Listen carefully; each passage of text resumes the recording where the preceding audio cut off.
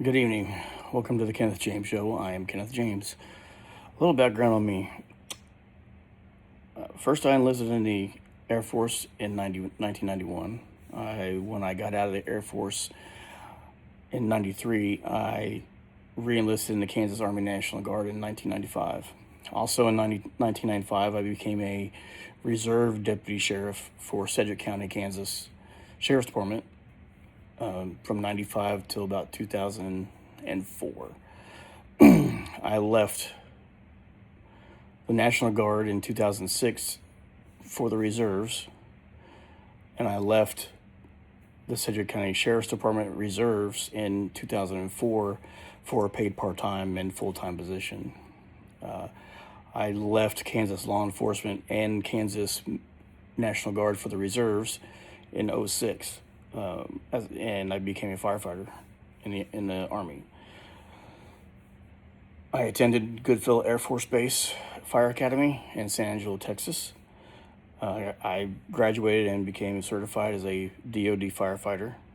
I returned to active duty in December of 2006, stationed at Fort Hood, Texas as a firefighter. I separated in 2009 and became a Texas peace officer. I served in a few different agencies during my career as a Texas peace officer, ending up in the Hill Country, where I currently am now. So one of the reasons I'm doing this show, and it's gonna rub people the wrong way, which is fine because I'm not gonna mince words about it. I'm gonna preface this by saying I don't have anything against gay and lesbian people or trans or whatever they call themselves. I worked with a few, and I have much respect for those deputies and officers that I have worked with. They never push their lifestyle on anybody, including myself.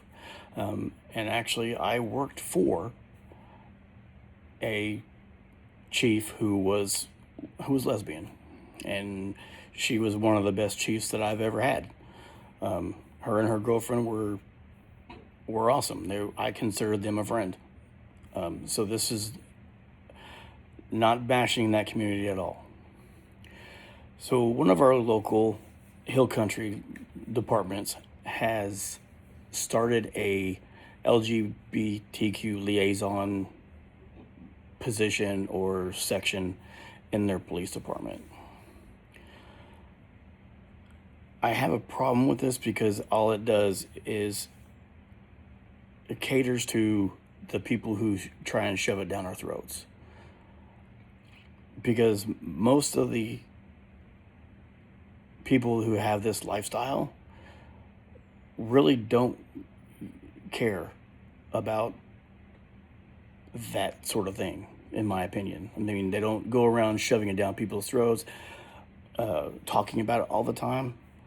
In my opinion, there's no need for that kind of a liaison because it's not like an Asian community or a Vietnamese community, which I have worked in, where it's a culture. You know, you got to respect the culture. For instance, I believe it's the Asian or Vietnamese communities. When you contact, say, the family, which they all live, like some other races, they all live in the same, at least, house, if not 3 or 4 houses next to each other. So the Asian Vietnamese people, when you contact their family, you go to the head of the household first. For instance, if I went to a Vietnamese house for a call, I would have to contact the male head of household for that family to speak to either the victim or the witness to get the elder's permission. The gay and lesbian community, they don't have that kind of culture. So in my opinion, there is no need for that type of section in an agency like that. Because if you're an officer and you treat that community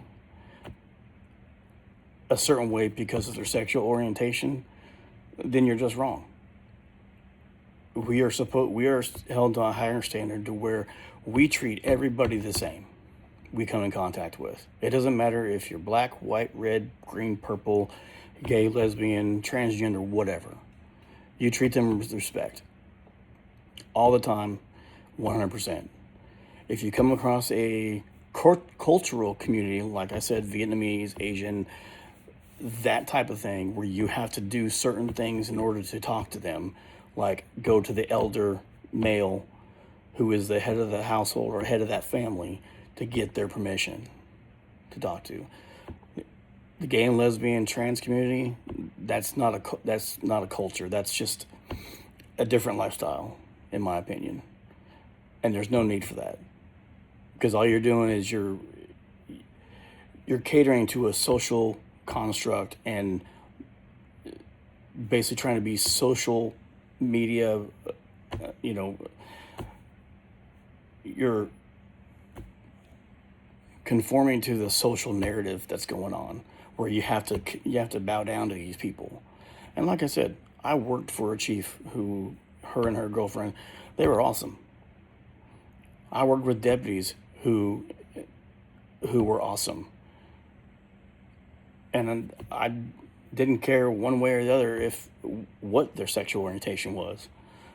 If they respected me and I respected them.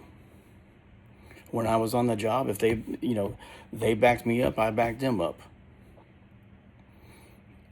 It's all the way you treat people. And the departments should not be having those types of sections or liaison deputies or officers. Okay, if they want to have an Asian liaison, Vietnamese, whatever, for that culture, that's fine, because a lot of people don't speak those languages. Same with Spanish speaking. I don't speak Spanish. So I have to call my chief, my current chief, who is Hispanic, and I have to have him translate, or my sergeant who speaks Spanish. But as far as the gay, lesbian, and trans community, they don't need in my opinion, they don't need a liaison department or section or people that they send out strictly because of their sexual orientation on a department. I think it's wrong. I think officers should be sent out to whatever call they're assigned.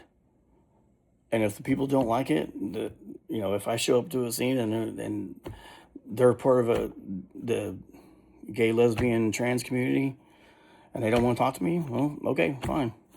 Then I'll just go back in service and talk to you later, depending on the call. So that's my 2 cents on it.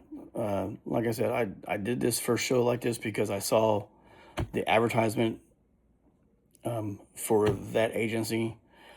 I'm not going to name the agency for right now, but I just think it was wrong of them to start that section within their department, just because it should be part of community policing. That's all it is. Hope everybody had a good 4th of July. I will see you during the next episode.